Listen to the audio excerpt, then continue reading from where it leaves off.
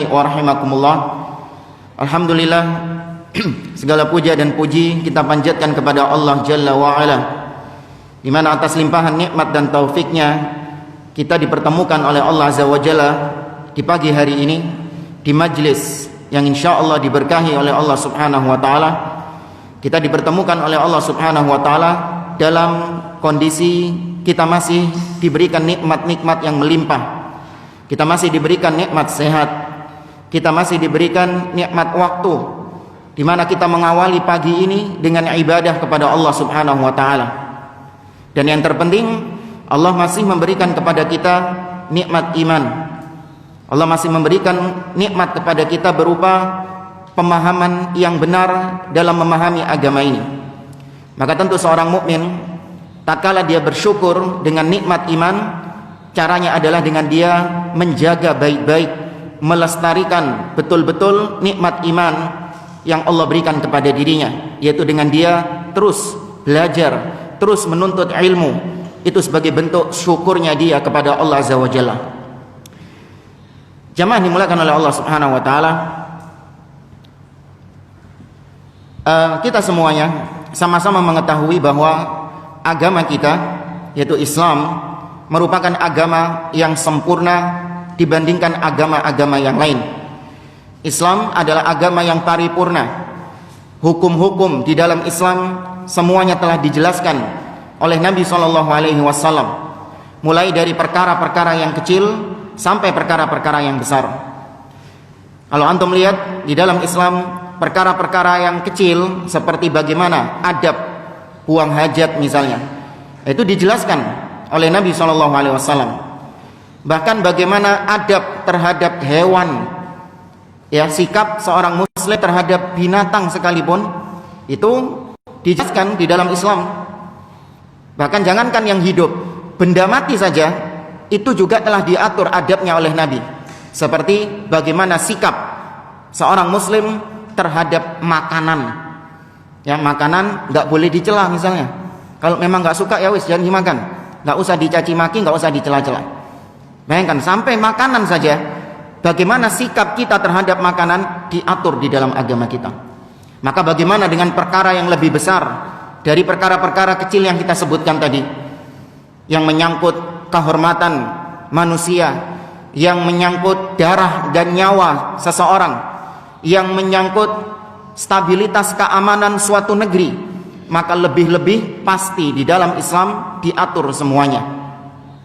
Karenanya Nabi alaihi salatu wassalam pernah mengatakan, ma baqiya syai'un yuqarribu ilal jannah wa yuba'idu minan nar illa waqad buyyina lakum. Kata Nabi, tidak ada sesuatu yang tersisa, apa-apa yang bisa menyebabkan seseorang masuk surga atau seseorang dijauhkan dari neraka, kecuali pasti sudah dijelaskan kepada kalian ilmunya, mana jalan kebaikan dan mana jalan keburukan, semua sudah dijelaskan oleh Nabi SAW. Maka termasuk diantaranya perkara yang tidak luput dijelaskan di dalam Islam, yang itu merupakan perkara besar yang menyangkut nyawa manusia, menyangkut stabilitas keamanan suatu negeri, yaitu bagaimana sikap seorang muslim terhadap penguasa, sikap seorang muslim terhadap para pemimpin. Ini telah diatur di dalam agama kita dengan sangat gamblang dan sangat jelas, tidak tersisa sedikit pun dari penjelasan itu. Jamaah dimulakan oleh Allah Subhanahu wa taala, para ulama kalau antum membaca kitab-kitab mereka, terutama yang berkaitan dengan akidah, sejak ulama-ulama salaf terdahulu mulai mencantumkan poin-poin akidah yang membedakan dia dengan ahli bidah, membedakan ahlu sunnah dengan ahli bidah. Mereka mencantumkan poin-poin yang di situ terjadi jurang pemisah antara ahlu sunnah dengan ahlul bidah. Poin-poin akidah di situ. Salah satunya adalah berkaitan dengan bagaimana sikap seorang muslim terhadap penguasa. Hampir-hampir Anda tidak mendapati kitab akidah sejak zaman salaf terdahulu sampai ulama sekarang kontemporer, melainkan pasti di situ ada pembahasan tentang bagaimana sikap terhadap penguasa. Ya, hampir-hampir semua kitab akidah membahas itu, menunjukkan ini perkara yang tidak boleh luput seorang muslim untuk mengetahuinya. Ya, tidak boleh seorang muslim tidak tahu tentang perkara tersebut. Dan ana yakin yang hadir di sini ya insyaallah sering membahas atau ya menyimak kajian-kajian tentang bagaimana sikap seorang muslim terhadap penguasa. Insyaallah yang hadir di sini ana yakin semuanya pernah menyimak kajian-kajian tersebut. Namun itulah seorang mukmin, ya seorang manusia yang senantiasa lupa, senantiasa menyepelekan, belum lagi derasnya arus syubhat yang ada di luar, menjadikan seseorang yang dulu memiliki akidah yang kuat tentang hal ini, tiba-tiba dia lepaskan begitu saja karena nggak sabar yang melihat kondisi penguasa yang tidak sesuai dengan keinginan-keinginan dia, melihat kebijakan-kebijakan pemimpin yang justru dia anggap menyengsarakan dia. Dia tahu akidah yang benar bagaimana, cuman karena ikut kebanyakan orang akhirnya katut arus mereka. Dan itu yang kita saksikan. Karena yang berkaitan dengan masalah sikap terhadap penguasa, bukan hanya orang-orang awam saja yang tidak paham tentang perkara ini, tapi orang-orang yang katanya ngaji itu juga jatuh ke dalam perkara yang sama dengan orang-orang awam tersebut. Medsosnya tajam, isinya kritikan-kritikan yang pedas terhadap penguasa. Medsosnya setiap hari isinya adalah berkaitan dengan perkara-perkara politik yang seorang muslim seharusnya tidak disibukkan dengan perkara-perkara tersebut. Ya, isi yang provokasi kaum muslimin untuk membenci pada penguasanya, mendukung tindakan-tindakan khuruj al-hukam, memberontak pada penguasa, didukung oleh orang-orang yang katanya jarine sudah ngaji, ya sudah ngaji sunnah katanya. Maka perlu kita ingatkan, Allah Azza wa Jalla mengatakan wadzakir fa inna dzikra tanfa'ul mu'minin. Maka ingatkan, berilah peringatan kepada orang-orang yang beriman, karena peringatan itu benar-benar bermanfaat bagi mereka. Maka di pagi hari ini ya saya mengingatkan diri saya pribadi dan antum semua yang hadir di sini untuk kita kembali mempelajari bagaimana akidah as-salaf terhadap penguasa. Tapi para jamaah sekalian, para ulama mengumpulkan beberapa poin tentang sikap seorang mukmin terhadap penguasa. Ini nggak mungkin kita bahas semuanya secara tuntas di majelis yang singkat ini, cuman kita ambilkan beberapa poin-poin yang sekiranya insya Allah mewakili pertemuan kita di pagi hari ini. Tapi yang pertama, sikap seorang muslim terhadap penguasa adalah menghormati mereka dan memuliakan mereka. Ya, menghormati dan memuliakan mereka. Kita tahu agama kita, Islam, itu memberikan kedudukan yang tinggi terhadap penguasa, di mana Allah Azza wa Jalla mensejajarkan taat kepada Allah, taat kepada Rasul disejajarkan dengan taat kepada waliul amr, kepada penguasa. Dalam firman-Nya di surah An-Nisa ayat 59, Allah berfirman, ya ayyuhalladzina amanu athi'ullaha wa athi'ur rasula wa ulil amri minkum. Wahai orang-orang yang beriman, taatlah kalian kepada Allah, taatlah kalian kepada Rasul dan pemimpin-pemimpin di antara kalian. Maka kata para ulama, ini adalah bentuk Allah memuliakan para pemimpin. Kedudukan mereka ditinggikan oleh Allah karena disebutkan berbarengan dengan taat kepada Allah dan taat kepada Rasul. Kemudian yang perlu kita tegaskan supaya nanti gak gagal paham, kita menghormati dan memuliakan pemimpin karena memang agama yang memerintahkan demikian. Dan saya katakan demi Allah, andai kata agama tidak memerintahkan demikian, gak ada urusan kita dengan penguasa untuk kita muliakan, ya, untuk kita jaga kehormatannya, gak ada urusan. Ya boleh antum caci maki semau antum sakarpe wis gak apa-apa, selama memang agama tidak memerintahkan demikian. Agama justru memerintahkan untuk mencaci penguasa, gak apa-apa, caci maki sepuasnya. Namun kita memuliakan, menghormati mereka karena agama kita yang menuntun kita seperti itu, akidah kita yang membuat kita seperti itu. Dan memuliakan pemimpin ya karena agama itu bukan karena urusan-urusan duniawi. Kita menghormati mereka bukan karena kita ini simpatisan partainya, bukan. Awas. Bukan karena kita ini adalah buzzer mereka, enggak. Yang senantiasa mendukung kezaliman-kezaliman penguasa, ya, yang senantiasa membenarkan keburukan-keburukan penguasa, enggak. Ya, penguasa berbuat zalim, ya kita katakan itu perbuatan yang zalim, perbuatan yang salah. Tidak kita dukung mati-matian, kemudian kita bawakan dalil-dalil dipelintir-pelintir supaya benar, enggak. Ya, tetap itu kita yakini sebagai perbuatan yang salah. Bukan karena kita penjilat, ingin cari muka di hadapan penguasa, enggak. Kita menghormati dan memuliakan karena akidah. Menghormati dan memuliakan penguasa, Ahlussunnah wal Jamaah itu pertengahan. Sebagaimana ciri Ahlussunnah adalah wasat antara ifrat dan tafrid, antara ghulu yang berlebih-lebihan dengan yang meremehkan. Ada orang-orang yang menghormati penguasa, memuliakan penguasa, itu ghulu, berlebih-lebihan. Ada sebagian fans-fansnya penguasa, buzzer-buzzernya penguasa, mengatakan bahwa penguasa yang ada sekarang, ya, itu lebih baik daripada khalifah yang 4. Ya, lebih baik daripada Khalifah Abu Bakar, Umar, Utsman, Ali. Itu lebih baik penguasa yang ada sekarang.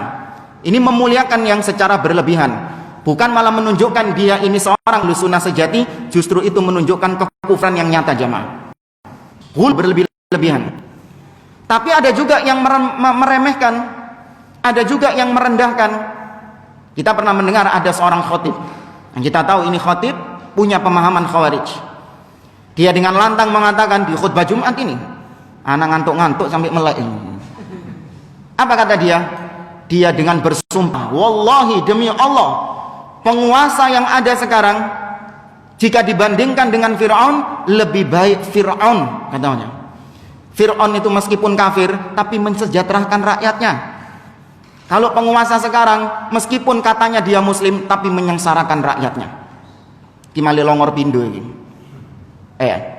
Maka Ahlussunnah pertengahan, memuliakan pada porsinya, tidak berlebih-lebihan dan tidak pula meremehkan-meremehkan. Jamaah dimuliakan oleh Allah, kita lihat bagaimana sikap para salaf tatkala dia mendengar ada seseorang yang mencaci maki atau menghina penguasa. Diriwayatkan dari Ziyad ibn Qusayd al-Adawi, dia menuturkan, kuntu ma'a Abi Bakrah radhiyallahu anhu tahta mimbari ibni Amir wa huwa yakhtubu wa alaihi thiyabun riqab. Ziyad ibn Qusayd bercerita, pernah suatu ketika saya lagi duduk-duduk bersama sahabat Nabi yang bernama Abu Bakrah, bukan Abu Bakar, lain lagi nih, Abu Bakrah. Kita lagi duduk di sebuah majelis yang ketika itu seorang penguasa yang bernama Ibnu Amir sedang berkhutbah di situ. Kita lagi duduk itu dengarkan khutbahnya itu. Nah, penguasa ini ketika khutbah, dia itu mengenakan pakaian yang tipis menerawang. Di pakaiannya itu tipis menerawang. Kemudian tiba-tiba faqala Abu Bilal, ada orang yang namanya Abu Bilal, tahu-tahu berteriak dengan sekencang-kencangnya. Di situ dia mengatakan, "Unduru ila amirina yalbasu thiyabal fusaq." Oi, jamaah, nih lihat pemimpin kita ini. Dia mengenakan pakaian orang-orang fasik. Langsung hadapan orang banyak itu. Akan demikian. Lihat gimana sikap seorang yang dididik langsung oleh Nabi SAW akidah yang benar. Abu Bakrah langsung mengatakan kepada Abu Bilal tadi, uskut, menengokon, diam kau. Fa inni sami'tu Rasulullah SAW yaqul, aku dulu pernah mendengar Nabi SAW mengatakan, man ahana sultanallahi fil ard ahanahullah. Barang siapa yang menghina pemimpin yang Allah jadikan di atas muka bumi ini, Allah akan menghinakan dia. Dan terjadi benar, jamaah. Ya, masih kurangkah contoh-contoh yang nyata di negeri kita? Bagaimana orang-orang yang vokal mencaci maki penguasa, gimana nasibnya? Terhina enggak mereka? Masih kurang contoh seperti itu. Ya, banyak contoh-contohnya. Ya, tidakkah itu membuat mata kita terbelalak melihat betapa benarnya sabda Nabi SAW ini? Kemudian sikap yang berikutnya ditampakkan oleh Imam Muhammad ibn Sirin rahimahullah, seorang pembesar dari kalangan tabi'in.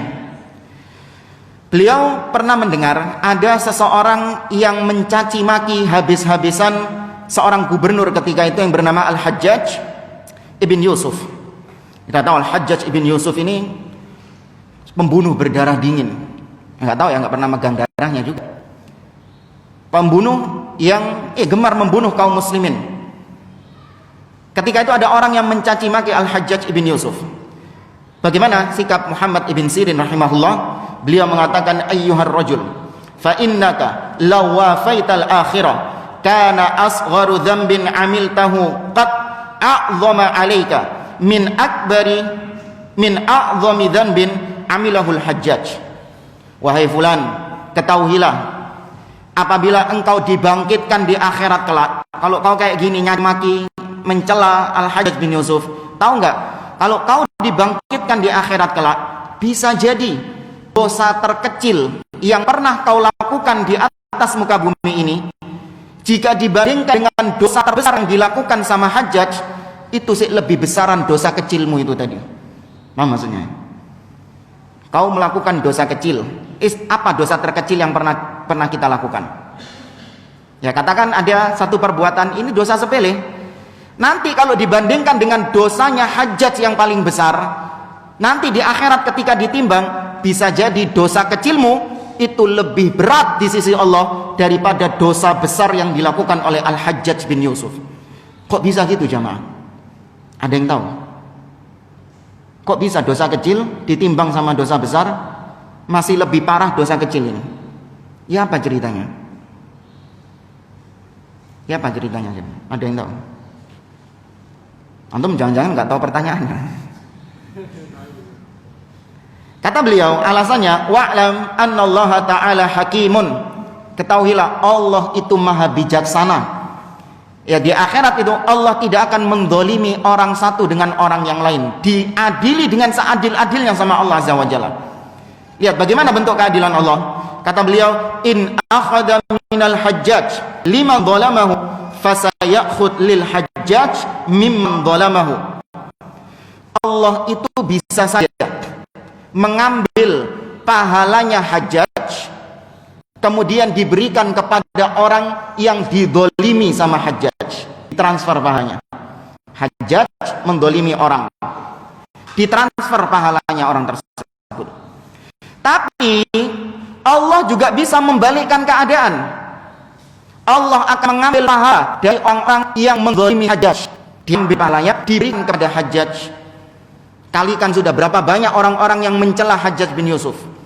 Ketika itu semuanya dijadikan oleh Allah sebagai transferan pahala, maka bisa saja, ini kita bukan memvonis Hajjaj bin Yusuf, enggak.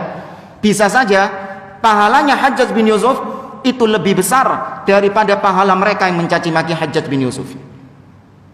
Ya, ini kata beliau, wala tushghilanna nafsaka bisabbi ahad. Maka sudah, jangan menyibukkan dirimu dengan mencaci maki orang lain. Ya, dan kalau dipikir-pikir jamaah, aneh, sebagian orang ini suka vokal mengkritik penguasa di medsos. Secara dalil agama sejarah, secara logika akal luas, itu juga nggak masuk. Kau mengkritik penguasa di depan umum, kau menginginkan perubahan, ya, agar penguasa yang menurutmu supaya lebih adil dalam kepemimpinannya. Gimana caranya? Terus dikritik lewat medsos. Pertanyaannya, apakah sang penguasa melihat status-status medsosmu? Hah? Diwoco gak ambek presiden? Kenal lagi gak kok. Apa meneh diwoco? Ngapain presiden sibuk stalking Facebook antum itu ngapain? Ngapain presiden stalking Instagram antum itu ngapain? Gak bakal dibaca. Dan itu cara-cara yang gak masuk akal. Ngapain? Sudah dosa, gak bisa merubah keadaan. Nah, nanti kita sebutkan Nabi memberikan cara, dan itu bisa merubah keadaan dengan izin Allah Azza wa Jalla. Dan kemudian hadirin yang dimuliakan oleh Allah, Sahal ibn Abdillah At-Tasturi, ya, seorang ulama juga dari kalangan tabi'in, beliau pernah mengatakan, la yazalun nasu bi khairin ma'adhamu sultana wal ulama. Manusia senantiasa dalam keadaan baik selama mereka menghormati, memuliakan dua unsur, yaitu unsur ulama dan unsur umara, para penguasa. Fa idza 'azzamu hadaini aslahallahu dunyahum wa ukhrahum. Apabila mereka menghormati dua elemen ini, penguasa dan para ulama, Allah akan memperbaiki dunia mereka dan memperbaiki akhirat mereka. Wa idza stakhaffu hadaini, ya, apabila mereka menghina, mencaci maki dua elemen ini, penguasa dan ulama, afsadu dunyahum wa ukhrahum, maka mereka sendiri sedang merusak dunia mereka dan merusak akhirat mereka. Ini kata para ulama, kata seorang ulama yang bernama Sahal ibn Abdillah At-Tasturi. Kok bisa menghina, melecehkan penguasa dan para ulama itu bisa menyebabkan dunia mereka jadi rusak dan akhirat mereka juga menjadi rusak, merusak dunia dan merusak akhirat. Kok bisa seperti itu? Karena ini hukum secara umum, sebuah perbuatan yang menyelisihi petunjuk Nabi SAW itu pasti mendatangkan kerusakan di dunia dan di akhirat. Ya, pasti akan mendatangkan kesengsaraan di dunia dan di akhirat. Semua perbuatan yang menyelisihi petunjuk Nabi SAW pasti implikasi hukumnya menyebabkan fitnah, kerusakan di dunia dan di akhirat bagi pelakunya. Allah berfirman dalam surah Al-Furqan, dalam surah An-Nur ayat 63. Kayaknya bukan An-Nur ini, salah ketik ini orangnya. Falyahdharil ladzina yukhalifuna an amri, ya itu An-Nur ya. Anak cek dulu ya biar nggak salah. 63. Oh iya benar, surah An-Nur ayat 63. Iya, anak yang salah berarti. Tapi Allah mengatakan, "Falyahdharil ladzina yukhalifuna an amri an tusibahum fitnah aw yusibahum adzabun alim." Maka hendaklah orang-orang yang menyelisihi perintah Nabi agar mereka waspada, agar mereka hati-hati kalau Allah timpakan kepada mereka azab, yaitu di dunia, dan di akhirat Allah timpakan kepada mereka siksa yang pedih. Allah berikan ujian di dunia dan Allah berikan siksa di akhirat karena menyelisihi Nabi SAW. Maka Nabi sudah mengatakan, Nabi sudah memberikan petunjuk nggak boleh mencaci maki, menghina penguasa. Diselisihi oleh orang, maka konsekuensinya tadi dia mendapatkan keburukan di dunia plus di akhirat dia mendapatkan keburukan juga. Fadilatul Syekh Muhammad bin Shalih Al-Utsaimin, beliau pernah mengatakan, "Fallahallaha fi fahmi manhajis salafis salih fit ta'amuli ma'as sultan." Beliau pernah mengatakan, bertakwalah kepada Allah dalam perkara, dalam memahami manhaj salaf dalam perkara bermuamalah dengan penguasa. Ya, memahami manhaj salaf dalam perkara bermuamalah dengan penguasa. Kata beliau, wa alla yattakhid min akhta'is sultan sabilan li itharatin nas wa ila tanfiril qulub an wulatil umur. Ya, jangan kalian menjadikan ketergelinciran penguasa, kesalahan penguasa, jangan kalian jadikan sebagai media untuk memprovokasi massa, untuk memprovokasi kaum muslimin, atau untuk membuat mereka, hati-hati mereka benci kepada penguasanya. Ini diingatkan oleh Syekh Muhammad bin Shalih Al-Utsaimin. Maka dalam wasiat beliau ini, dalam nasihat beliau ini, ada isyarat bahwa sebaiknya kita sebagai seorang mukmin, sebagai seorang yang katanya berada di atas manhaj salaf, itu menjaga lisan, menjaga tulisan, jangan sampai ketergelinciran penguasa itu kita jadikan sebagai ajang yang membuat masyarakat, membuat rakyat menjadi marah, menjadi emosi, memekakkan telinga mereka. Hati-hati kami berikan informasi jemaah. Nah, ini sebagian orang setiap hari yang dikonsumsi koran, setiap hari yang dikonsumsi media massa berupa situs-situs, atau baca status-status WhatsApp, atau baca share yang ada di grup, berita-berita yang ada di grup yang validitasnya wallahu a'lam. Melihat ini penguasa sekarang, presiden sekarang begini, setiap hari dijejali dengan seperti itu. Apa hasilnya? Panas. Antum pagi-pagi zen biasanya minum kahwa, minum kopi, dijejali dengan informasi seperti itu, muntap, marah. Padahal informasi yang kita sebar harus disaring terlebih dahulu. Kalaupun itu memang benar, pikirkan lagi. Ketika aku sebarkan ini kepada manusia, apakah maslahat yang aku dapatkan ataukah justru mafsadat yang terjadi? Itu seorang mukmin sikapnya gitu. Nggak asal langsung dapat share, dapat berita share, dapat berita share. Orang seperti ini dijuluki oleh Nabi sebagai kadzab, pendusta. Nabi mengatakan kafa bil mar'i kadziban ayyuhadditsa bikulli ma sami'. Cukup seorang itu sudah dikatakan pendusta. Kapan? Ketika dia menyampaikan apapun yang dia dengar. Masuk telinga nyerocos metu, masuk telinga nyerot kono filtere. Dapat broadcast share ke grup lain, dapat broadcast share. Dia gurung moco, dia sendiri belum baca itu, cuman ngelihat judulnya yang heboh, judulnya yang fantastis, langsung di share sama dia. Atau sekarang mungkin dalam bentuk meme, gambar-gambar. Ada portal berita yang mengunggah kebijakan penguasa begini. Portal berita satunya memberitakan dengan berita yang lain narasinya. Kemudian dijadikan meme ditambahi dengan narasi-narasi yang tadi intinya membuat orang panas terhadap penguasa. Padahal bisa saja itu editan. Bisa saja itu sesuatu yang tidak benar. Tapi gitu tadi, orang sudah gatel langannya di-share kemana-mana.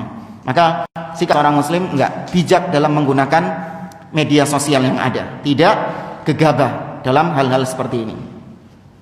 Dan kemudian yang kedua, di antara sikap seorang mukmin muslim terhadap penguasa adalah as-sam'u wa ta'ah, mendengar dan taat dalam perkara-perkara yang ma'ruf. Dalam perkara-perkara yang ma'ruf. Anak ingat dulu waktu anak lupa kajian di mana itu, anak menyampaikan seperti itu, kita mendengar dan taat dalam perkara yang ma'ruf. Terus kemudian selesai ada sesi tanya jawab, ada pertanyaan yang masuk. Ustadz, yang ditaati itu Pak Ma'ruf atau Pak Jokowi? Nah, bilang kan dalam perkara-perkara yang ma'ruf. Anak ini ya Allah. Ini pamer di sini ya. Jangan nanti salah itu. Ini bukan nyebutkan nama ini. Sini. Dalam perkara-perkara yang ma'ruf artinya bukan maksiat. Tadi dalilnya surah An-Nisa ayat 59, ya ayyuhalladzina amanu athi'ullaha wa athi'ur rasul. Bahkan wajibnya taat, mendengar dan taat kepada pemimpin itu dicantumkan oleh para ulama-ulama, di antaranya Imam Al-Bukhari dalam sahihnya, beliau mencantumkan kitab namanya Kitabul Ahkam. Imam Muslim mencantumkan dalam kitabnya Sahih Muslim Kitabul Imarah. Di situ mereka berdua membubuhkan hadis-hadis yang berkaitan dengan mendengar dan taat kepada pemimpin di situ. Bahkan lebih dari 100 hadis. Lebih dari 100 hadis. Nah, di antaranya sabda Nabi sallallahu alaihi wasallam, "Alal mar'il muslim as-sam'u wa ta'a fima ahabba wa kariha illa ay yu'mara bi ma'siyah fa in umira bi ma'siyah fala sam'a wa la ta'a." Kata Nabi, wajib bagi setiap muslim dia mendengar dan taat kepada penguasa, baik perintahnya penguasa itu dia sukai atau tidak dia sukai. Selama bukan kemaksiatan, maka wajib didengar dan ditaati. Kecuali kalau diperintahkan untuk berbuat maksiat, maka tidak wajib taat, tidak boleh taat, dan tidak boleh mendengar kepada penguasa. Dalam poin itu saja antum nggak usah taat kepada penguasa. Tapi poin-poin lain, perintah-perintah penguasa lain, selama itu bukan kemaksiatan, tetap ditaati. Ada sebagian orang yang gagal paham, penguasa memerintahkan sesuatu yang maksiat, maka tidak ditaati secara total penguasa tersebut. Dia berlepas diri secara total, memisahkan diri dari penguasa itu. Aku nggak menganggap lagi dia sebagai penguasa. Ini Nabi mengatakan nggak boleh mendengar dan taat kalau diperintahkan maksiat. Ya cuman poin itu saja. Poin-poin lain yang masih bukan kemaksiatan tetap ditaati nggak? tetap ditaati. Ya, ini manhaj kita, hati-hati, jangan salah paham. Ada sebagian syubhat. Di antaranya dalam perkara ini, sebagian orang mengatakan ini kita sebut dengan penganut madhab tapi'i, bukan syafi'i. Penganut madhab tapi'i. Apa itu madhab tapi'i? Terkadang kita membawakan hadis-hadis tentang wajibnya mendengar dan taat. Muncul komentar sebagian orang, iya hadisnya benar, tapi penguasa yang mana dulu? Itu banyak kayak gitu tuh. Iya, saya nggak menentang hadisnya, benar itu hadisnya itu. Tapi pemimpin yang gimana dulu, gitu. Apa kata dia? Pemimpin yang dimaksud Nabi dalam hadis-hadis tentang wajibnya mendengar dan taat itu pemimpin yang dipilih secara syar'i. Adapun pemimpin yang dipilih bukan dengan cara yang syar'i, maka kita tidak wajib mendengar dan taat kepada pemimpin, bahkan kita tidak menganggapnya sebagai pemimpin. Nah, ini kesalahan fatal. Karena para ulama tidak ada yang mempersyaratkan seperti itu. Selama dia muslim, baik itu dipilih secara syar'i ataupun tidak, tetap wajib didengar dan ditaati. Ya, di antara dalilnya para ulama menyebutkan Nabi SAW bersabda dalam hadis yang dikenal dengan hadis wasiat perpisahan, hadis Irbad ibn Sariyah. Nabi mengatakan, usikum bitaqwallah was-sam'i wat-tha'ah wa in ta'ammara 'alaikum 'abdun. Kata Nabi, aku wasiatkan kepada kalian untuk mendengar dan taat kepada penguasa, untuk bertakwa kepada Allah, bertakwa dulu. Kemudian aku wasiatkan untuk kalian mendengar dan taat kepada penguasa meskipun yang berkuasa adalah seorang budak. Di sini ada isyarat, ada dua. Yang pertama, Nabi mengabarkan dengan kata-kata ta'ammara. Apa makna ta'ammara? Ta'ammara maknanya adalah huwa yakhtaru binafsihi. Dia memilih dirinya sendiri untuk menjadi pemimpin. Ya, dia memilih dirinya sendiri untuk jadi pemimpin. Kemudian Nabi mengatakan yang jadi pemimpin itu adalah abdun, seorang budak. Seorang budak ketika naik menjadi pemimpin, caranya benar nggak? Nggak benar pasti. Apalagi dia ini seorang budak itu punya majikan. Kok bisa dia tahu-tahu jadi pemimpin itu? Pasti dengan cara-cara yang tidak syar'i. Tapi meskipun demikian, Nabi tetap memerintahkan as-sam'u wa ta'ah, mendengar dan taat. Ya, ini jawaban syubhat yang pertama.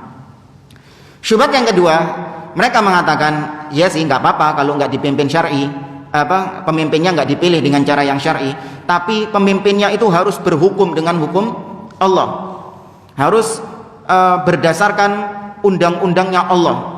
Jadi dasar undang-undang negara itu harus kitabullah dan sunnah. Kalau dasar undang-undangnya itu bukan itu, maka kita nggak menganggapnya sebagai pemimpin. Ini juga keliru. Memang kewajiban pemimpin dia harus menggunakan hukum Allah. Ini kita sepakat. Ya, wajib hukumnya menggunakan hukum Allah, itu wajib pemimpin itu. Namun ketika pemimpin tersebut menggunakan hukum selain hukum Allah, selama hukum-hukumnya itu tidak bertentangan dengan hukum Allah dan Rasulnya, kita tetap diperintahkan di situ. Dosanya dosa pemimpin. Kenapa dia nggak menggunakan hukum Allah? Itu urusannya siapa? Urusannya pemimpin dengan Allah Azza wa Jalla. Namun ketika pemimpin memerintahkan perintah, ada mengeluarkan peraturan kebijakan yang itu bukan dari Al-Quran dan Sunnah, tapi tidak bertentangan dengan Al-Quran dan Sunnah, dijalankan nggak? Tetap ditaati. Ustaz, tapi kan bukan hukum Allah itu. Padahal kita wajib menegakkan hukum Allah. Bukan kita yang wajib, mereka yang menegakkan hukum Allah harusnya. Ya, mereka yang harusnya menggunakan undang-undang Allah Subhanahu wa taala. Tapi ketika mereka tidak menggunakannya, maka itu dosa mereka sudah. Ya, kita diwajibkan untuk mendengar dan taat selama bukan kemaksiatan. Di antara dalilnya yaitu apa yang diriwayatkan oleh Imam Muslim dalam sahihnya. Nabi SAW bersabda kepada Hudzaifah ibnul Yaman, yang hadisnya panjang. Di akhir hadis itu Nabi SAW mengatakan, sayakunu a'immah la yahtaduna bihudai wa la yastannuna bisunnati. Akan ada kelak sepeninggalku, ya, pemimpin-pemimpin yang tidak menggunakan sunnahku dan tidak menggunakan petunjukku. Ini berarti nggak pakai syariat dalam kepemimpinannya, selain hukum Nabi yang digunakan sama pemimpin ini. Wa sayaqumu fihim rijalun qulubuhum qulubus syayatin, dan akan ada di antara mereka orang-orang yang berhati setan namun jasadnya manusia. Nah, ini sikap seorang muslim harusnya. Kalau mendapati seperti itu, dia bertanya, gimana sikapku kalau aku mendapati pemimpin yang buruk seperti itu? Bukan dia ini melakukan dengan hawa nafsunya. Oh, kalau aku yang dapat pemimpin itu, tak peceli raine ambil, tak tempiling mukanya sama anak. Enggak. Hudzaifah ibnul Yaman tanya kepada Nabi, bukan cuma modal semangat, enggak. Hudzaifah ibnul Yaman mengatakan, kaifa asna'u ya Rasulullah in adraktu dzalik. Wahai Rasulullah, apa yang aku perbuat kalau aku mendapati ada pemimpin yang modelnya seperti yang kau sebutkan tadi? Apa jawaban Nabi? Tasma' wa tuti' lil amir. Kau tetap mendengar dan taat kepada pemimpin.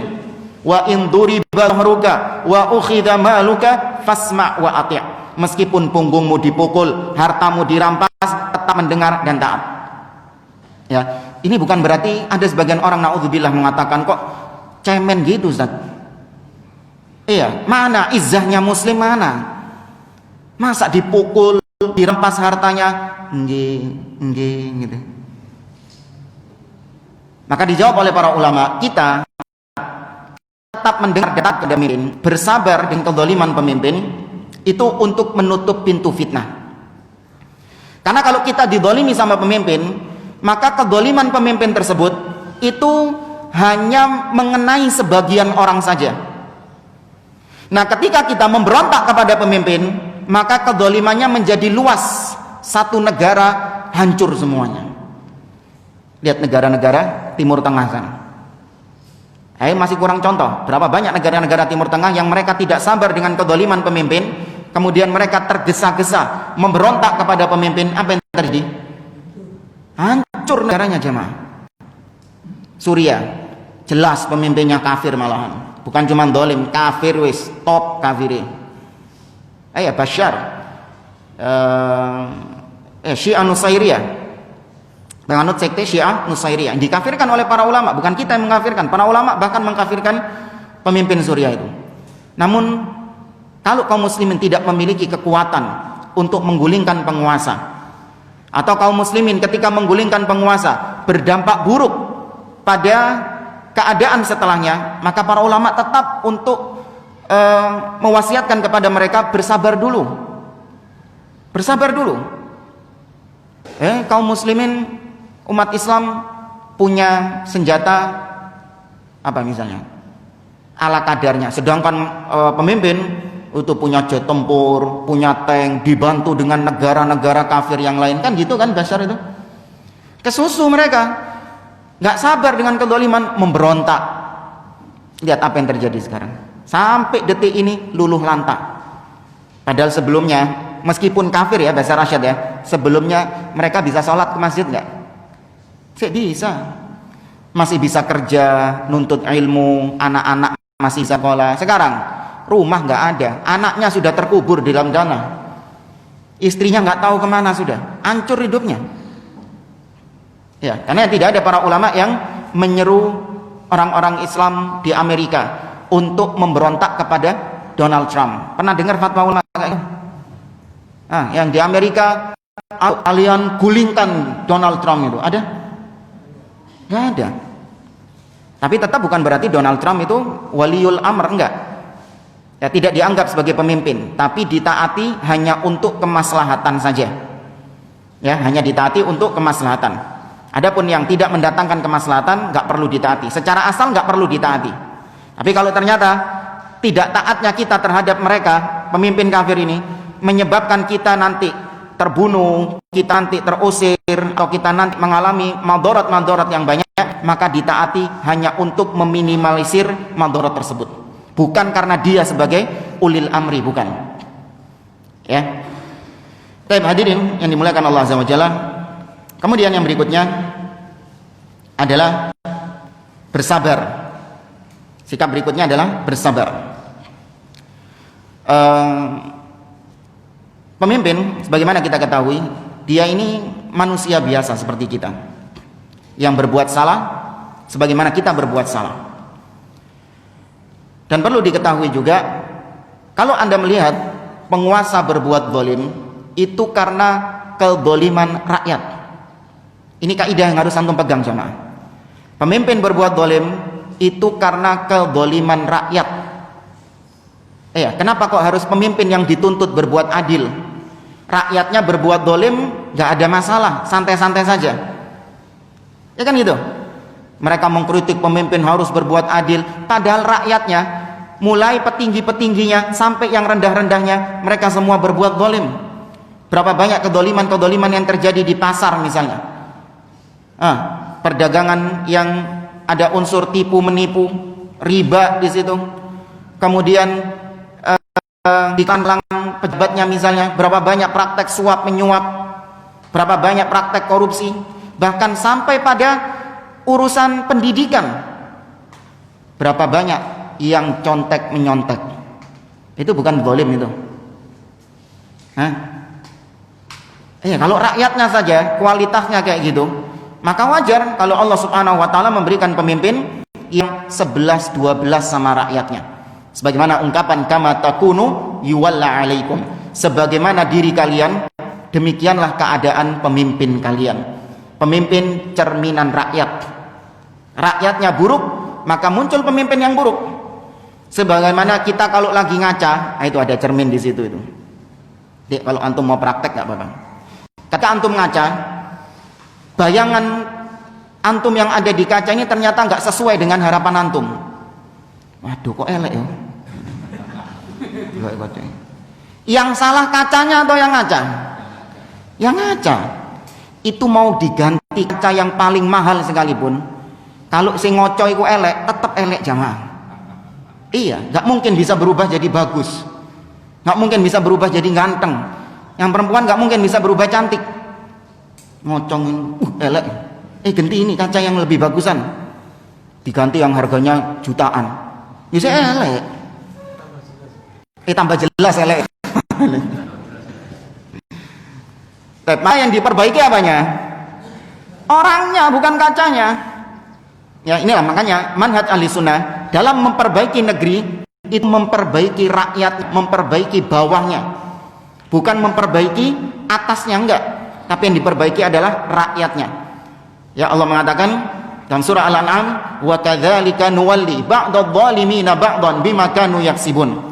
Demikianlah kami kuasakan sebagian orang zalim atas orang-orang zalim yang lain karena kezaliman yang mereka lakukan. Itu sudah jadi sunnatullah sudah. Mustahil ada pemimpin, ada rakyat yang bobrok dapat pemimpin yang bagus, baik, itu enggak match. Iya. Dan Allah percontohkan pemimpin baik memimpin rakyat yang bobrok kualitasnya, enggak bertahan lama. Ali bin Abi Thalib dikeluhkan oleh rakyatnya, ya Amirul Mukminin, wahai Ali, ya kenapa di zaman Abu Bakar, di zaman Umar itu kaum muslimin dalam keadaan tentram, keamanan negara itu terjaga, nggak seperti zamanmu sekarang ini, ya kekacauan, saling perang antara sesama muslim. Kenapa kok demikian? Apa jawaban Ali? Ali mengatakan, kana Abu Bakrin wa Umar walian ala mithli wa mithli Utsman. Ya, wajar karena Abu Bakar dan Umar dulu memimpin rakyat yang rakyatnya itu modelnya seperti aku dan Utsman. Kualitas rakyatnya itu aku dan Abu Bakar dan Umar rakyatnya siapa? Sahabat. Maka wajar kalau kepemimpinan mereka itu benar-benar gak sama dengan Utsman dan Ali keadaannya itu. Wa kuntu waliyan ala mithlik, kata Ali, sedangkan aku sekarang memimpin model rakyatnya kayak inte gini. Wajar kalau kondisi negeri carut marut, gak match. Akhirnya Ali bin Abi Thalib dikafirkan oleh orang-orang Khawarij, gak cocok, ya. Demikian juga Umar bin Abdul Aziz. Siapa yang tidak mengenal bagaimana keadilan, kesalihan Khalifah Umar bin Abdul Aziz? Ada yang tahu bagaimana akhir hidupnya Umar bin Abdul Aziz? Diapain sama rakyatnya? Diracun jamaah. Lihat, pemimpin yang adil seperti itu, ketika mendapatkan rakyat yang bobrok, wis gak bertahan lama, diracun, dibunuh. Gak cocok rakyat, kami pengennya yang seperti kami. Nah itu memang sunnatullah kayak gitu jamaah. Ibarat gini saja wis, manusia itu memang cenderung ingin sama dengan dirinya, cuman kadang masih malu-malu gitu, gak mau mengakui kalau itu sama. Dulu di zaman sekolah ya, waktu antum masih sekolah dulu, apa jadinya kalau, ini antum bayangkan, apa jadinya kalau satu kelas itu isinya semuanya anak-anak yang nakal, anak-anak bandel. Sak kelas itu modelnya kayak gitu semua, sing gondrong. Zaman biyen niku apa, kalau pakai baju itu kerahnya dibuka, ono kalunge ngono biasanya. Ya, kemudian apa dhisik zaman celanai komprang, ya kan? Anak kok merasa tua gitu, antum kayak nggak pernah zamannya gitu. Ya, anaknya kayak gitu semua, petingkrangan kalau duduk, yang ngerokok di kelas. Tiba-tiba gurunya datang. Assalamualaikum anak-anak. Hari ini kita kedatangan murid baru. Ya, kenalkan, ini namanya Fulan. Tahu murid barunya kayak apa? Piak pinggir ini, kacamata tebel, kelambine dilebokno, tasnya berat, ya, masuk ke dalam kelas yang isinya tadi berandal-berandal kayak gitu. Bertahan berapa lama ini? Anak culun kutu buku ini, hah? Paling besok sudah pindah sekolah lagi dia. Kenapa? Kita nggak pengen ada seseorang yang beda dengan kita. Kita cocoknya itu yang sama-sama sama kita. Itu baru kita klop, match. Kalau nggak cocok apa, pisah dengan sendirinya jamaah. Nabi Nuh dengan istrinya match nggak? Apa yang terjadi? Nabi Nuh selamatkan di kapal. Bojone melok nggak? Nggak melok, kelem, nggak match. Bahkan sampai terjadi pada suami istri juga. Nabi Lut alaihi salam, istrinya kenapa? Kufur kan? Nabi Lut Allah selamatkan, ya, sedangkan istrinya tertimpa azab, dihujani batu sama Allah bersama kaum Nabi Lut. Terpisah dengan sendirinya, mental dengan sendirinya. Fir'aun dan istrinya, ya, Fir'aun ditenggelamkan sama Allah subhanahu wa ta'ala. Bojone melok gak? Gak ngikut. Tuh, itu sunatullah, antum pahami seperti itu, ya.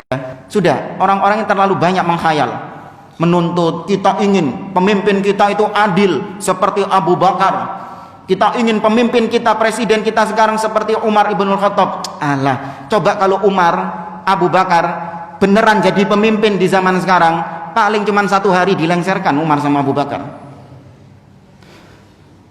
Antum tahu salah satu kebijakan Umar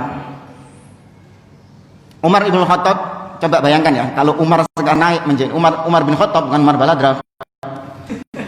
Antum salah lagi, dikira Umar mau jadi presiden. Sekarang naik menjadi pemimpin, Umar ibn Khattab. Dia punya kebijakan dahulu. Beliau mengatakan, la yabi'u fi suqina illa al-faqih atau illa man tafaqqaha fid din.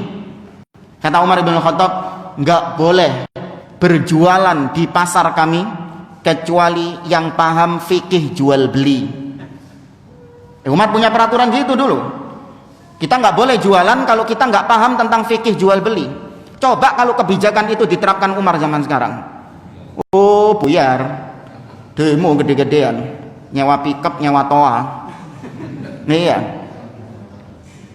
iya, karena kondisi rakyat yang bobrok, kok menghayal punya pemimpin seperti Umar ibn Khattab. Nah, ini kepanjangan. Pokoknya yakini ketika pemimpin zalim itu dari rakyat kezalimannya. Maka bagaimana caranya? Bersabar. Sebagaimana ketika kita ditimpa musibah karena dosa-dosa kita, apa sikap kita? Bersabar, mengharap pahala dari Allah Azza wa Jalla. Nabi SAW mengatakan, man kariha min amirihi syai'an yakrahuhu falyasbir, fa innahu man faraqal jama'ata shibran famata mata mitatun jahiliyah. Barang siapa yang yang dia itu membenci sesuatu dari pemimpinnya. Ada sesuatu yang tidak dia sukai dari pemimpin itu, baik itu kebijakannya atau mungkin perbuatannya, nggak suka. Apa wasiat Nabi? Apa Nabi suruh kita untuk melengsarkannya? Atau apa Nabi menyuruh kita untuk memenuhi jalan-jalan, ya meneriakkan yel-yel, ya turun ke jalan berdemo gitu? Enggak, Nabi mengatakan falyasbir, sabaro. Kan barang siapa yang memisahkan diri dari pemimpin sejengkal saja, kemudian mati dalam keadaan seperti itu, maka matinya jahiliyah. Ancaman dari Nabi SAW. Panjangan. Imam Ibn Abil Izz Al-Hanafi dalam kitabnya Syarah Aqidah Tahawiyah mengatakan, fa idza arada ar-ra'iyah ay yatakhallasu min dhulmil amiril zalim falyatruku dhulm. Ini pesan dari beliau untuk kita. Kalau kita, kata beliau, apabila rakyat ingin berlepas diri dari kedzaliman pemimpin, ingin supaya pemimpinnya tidak berbuat zalim lagi, falyatruku dzulm, maka hendaklah rakyat yang meninggalkan kedzaliman itu dulu. Rakyat dulu yang meninggalkan kedzaliman, bukan pemimpin terus dituntut jangan berbuat zalim, rakyat berbuat zalim, bekher aja, santai-santai saja, enggak. Baik. Kurang berapa menit ini jemaah?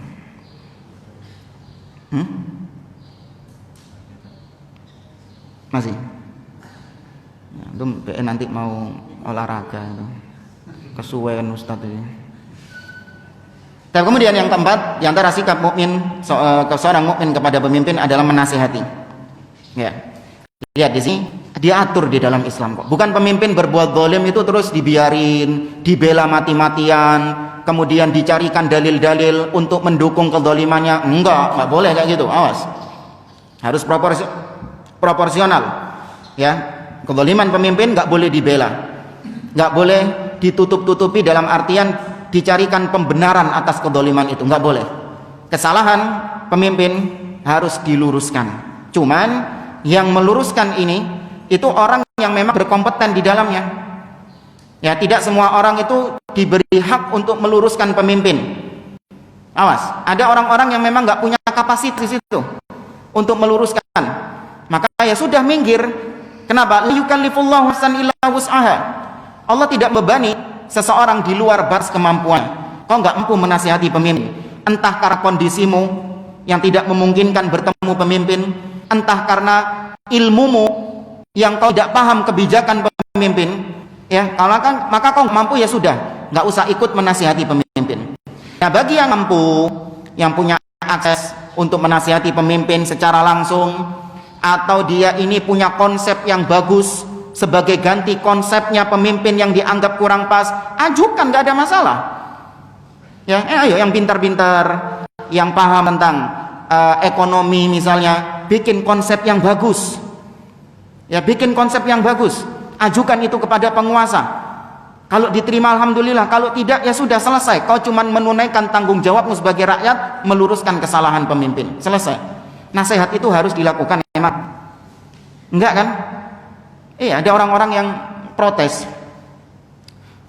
Ustaz, kita kalau nggak turun ke jalan, nggak demo, nasihat kita nggak diterima sama pemimpin.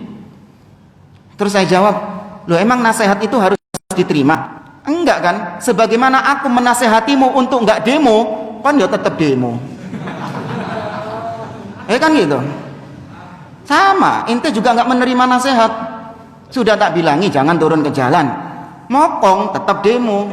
Kemudian pemimpin disalahkan, sudah tak nasihati empat mata nggak diterima, ya podo berarti klop tadi 11-12. Iya, ya. Baik, maka Islam membolehkan untuk menasihati pemimpin, tapi caranya harus dengan petunjuk Nabi SAW. Ya, Nabi SAW mengatakan dalam riwayat Imam Ahmad dalam musnadnya, man arada ayyan sahalidhi sultanin bi amrin fala yubdilahu alaniyah. Barang siapa yang ingin menasihati pemimpin dengan nasihat, maka jangan ditampak di depan umum. Nah, ini sudah jelas larangan demo ini. Ya, tidak ditampakkan di depan umum. Emang demo itu ngapain sih? diem-diem gitu, partai menang kabeh ngono. Apa sih yang dilakukan sama pendemo itu? Mengkritik kan? Iya, mengkritik, menasehati pemimpin di depan umum, atau dai-dai yang tadi, dai-dai yang nyambi jadi politikus. Ya, di mimbar-mimbarnya dia mengkritik penguasa, padahal presidennya nggak hadir di sana, tapi dia ngeritik di depan jamaah. Maka kata Nabi, nggak boleh di depan umum. Walakin liyakhud biyadi, akan tetapi hendaklah digandeng tangannya. Wa yakhluwa bihi, dan berdua-duaan dengannya. Fa in qabila minhu fadak, kalau diterima nasihatmu, selesai urusannya. Wa illa kana qad adda alladhi alaihi lahu, namun kalau tidak diterima, maka tugasmu sudah selesai, yaitu menunaikan nasihatnya. Ya, menunaikan nasihat tersebut. Ini dipraktekkan oleh seorang sahabat yang bernama Usama bin Zaid, anaknya Zaid bin Harithah radhiyallahu anhuma. Usama bin Zaid itu ketika terjadi fitnah di zaman Utsman, ada seseorang yang berkata kepada Usama bin Zaid, "Ala tadkhul ala Utsman fatukallimu." Wahai Usama bin Zaid, kenapa kau enggak masuk ke rumahnya Utsman kemudian menasehati Utsman agar dia ini lebih bijak, agar dia ini, kan Utsman dituntut supaya lebih adil oleh provokator-provokator yang mendemonya Utsman itu. Kata orang ini, kok enggak menasihati Utsman sih? Apa kata Usama bin Zaid? Usama mengatakan, "Atarawna anni la ukallimuhu illa usmi'ukum." Terus ente kira saya ini enggak menasihati Utsman kecuali harus ngomong-ngomong dulu sama kalian gitu? Aku mari nasihati Utsman loh. Harus gitu? Apakah harus ketika kita berhasil menasihati penguasa empat mata, haruskah kita umumkan itu di medsos? Ada kan sebagian dai yang masya Allah caranya benar. Anda lihat berapa waktu yang lalu ada seorang dai, dia itu sudah benar, nggak mau ikut demo, tapi dia langsung datang kepada penguasa, dan dia punya akses ke sana, disambut sama penguasa, dijamu, makan, ngobrol, ya, kemudian baru dinasehati penguasa tersebut. Benar sudah, masya Allah, diupload nang medsos, diupload sama dia.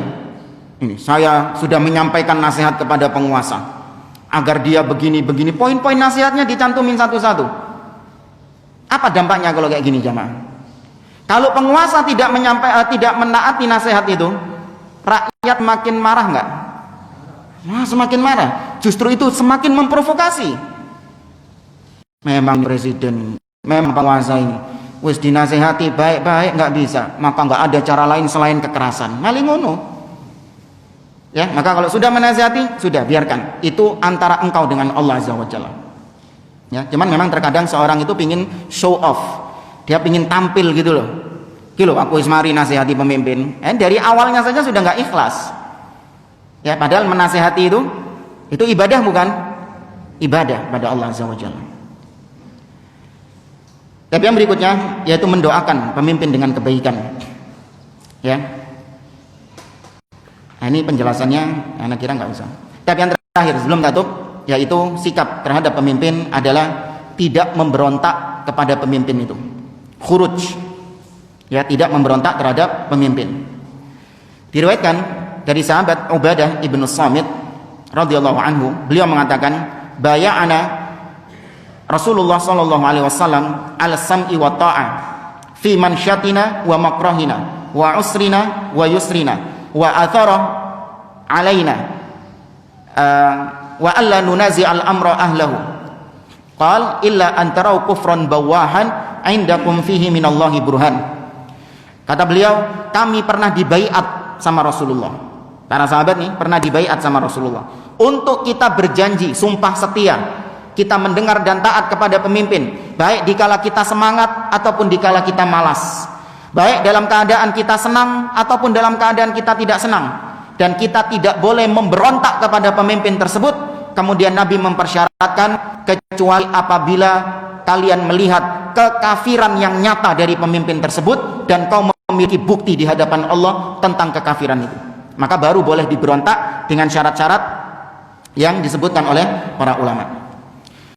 Nah, jamaah yang Allah Azza wa Jalla, demonstrasi itu adalah bentuk khuruj, memberontak kepada penguasa. Maka orang yang melakukan demo itu dia sudah bisa dikatakan sebagai seorang khawarij. Tapi ini hukum secara umum, ya, karena demonstrasi itu termasuk khuruj, bentuk memberontak